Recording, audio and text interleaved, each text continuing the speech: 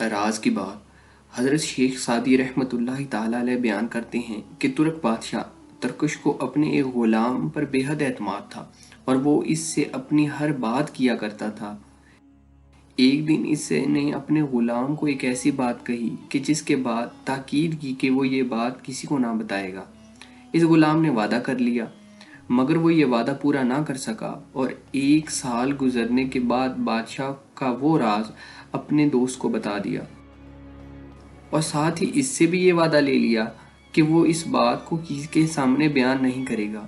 یوں وہ بات جسے بادشاہ چھپانا چاہتا تھا سارے شہر میں مشہور ہو گئی۔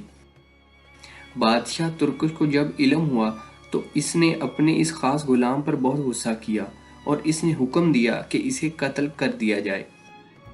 اور اس کے ساتھ شہر کے دیگر تمام غلاموں کو بھی قتل کر دیا جائے جنہوں نے اس راز کو افشاں کرنے میں حصہ لیا تھا۔ بادشاہ کا حکم ملتے ہی جلادوں نے تلواریں نکال لیں اور ان غلاموں کو قتل کرنے پر آمادہ ہو گئے۔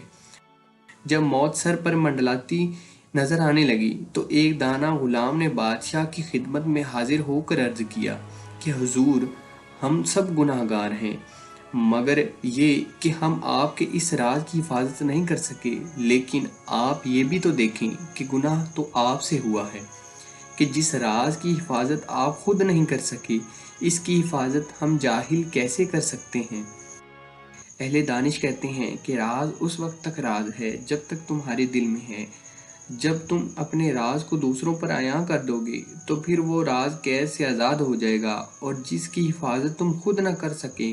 دوسروں سے اس کی توقع ہرگز نہ رکھو۔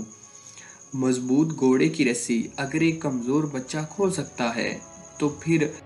جب وہ آزاد ہونے کے بعد سر پٹ بھاگے گا تو بڑے سے بڑا پہلوان بھی اسے کس طرح قابو کر سکے گا۔ دیو جب آزاد ہو جاتا ہے تو اسے دوبارہ قید نہیں کیا جاتا۔ یاد رکھنے کی بات حضرت شیخ سعدی رحمۃ اللہ تعالی علیہ اس حکایت میں بیان کرتے ہیں کہ انسان کو اپنے راز کی حفاظت خود کرنی چاہیے۔ جب وہ راز خود دوسروں کو بتا دے اور پھر یہ توقع کرے کہ تیسرے کو اس کا پتہ نہ چلے تو یہ اس کی بے وقوفی ہے۔